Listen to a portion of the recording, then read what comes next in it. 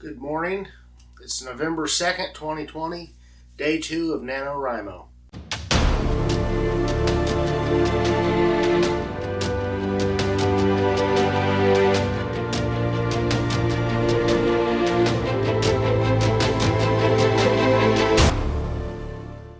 I'd like to start this video talking about learning curves. It's something we all face. It doesn't really matter what skill it is, every skill has it. Writing is no different. I'm having to experience learning curves right now by making these videos.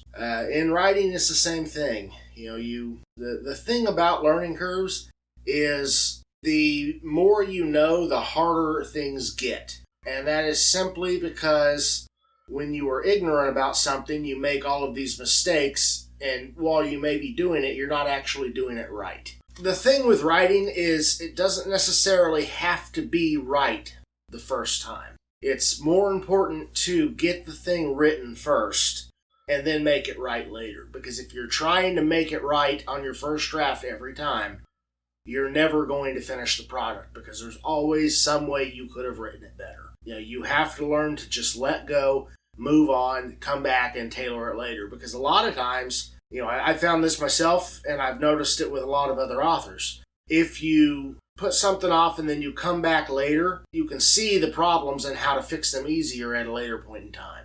The flip side of that is if you're constantly trying to fix it right then and there, all you're really doing is changing the way that you're wording something. And I guarantee if you do that 15, 20 times, you're probably going to land on the same set of words multiple times. I've done it myself.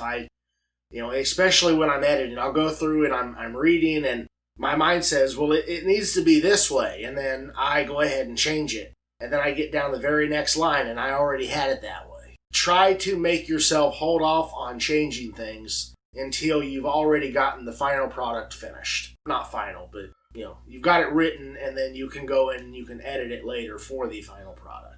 Last night I told you I was going to be trying to get the story started after I finished that video, and I did. It was actually a busy night. I had a bunch of family down and I couldn't really work with the house crowded with people. Once everybody left, I got a short nap because that was needed. But once that had taken place, I got dinner and I got yesterday's video recorded and edited, and I got it in the uploading process, which takes a while, especially with the crappy internet I've got out here. But from there, I got my newsletter written up. That releases on the 1st of every month. If you want to join my newsletter, be sure to, there's plenty of links out there. If you end up on my Facebook page, basically just click the sign up button at the top and it'll take you straight to it.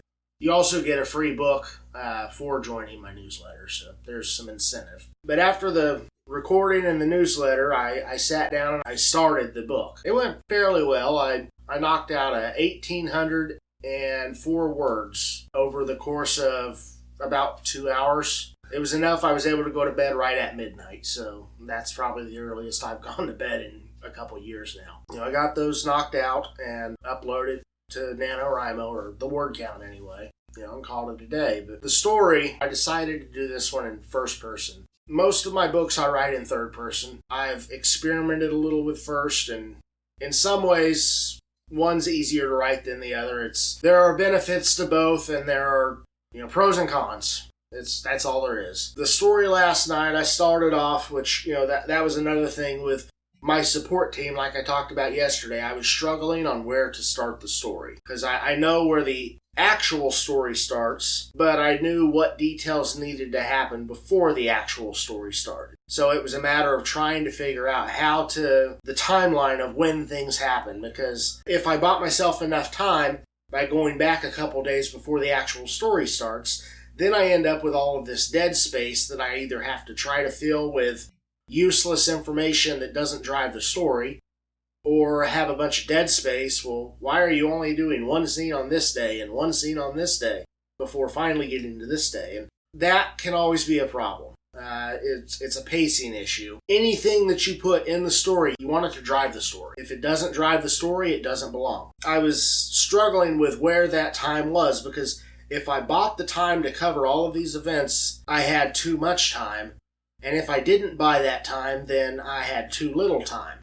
and it felt like everything would be rushed and there wouldn't be enough time for stuff to percolate before it came together. But I ended up finding a happy medium. Basically, I just removed the concept of days.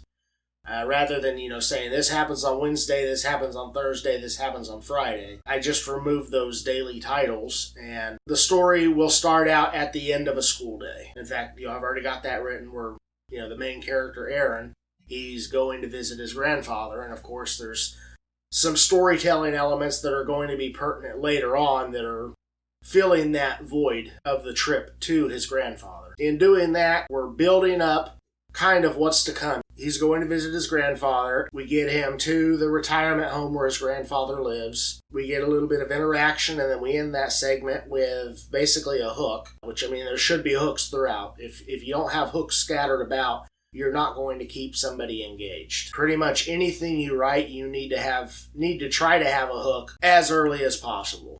Most people say you only have 8 words to hook the reader.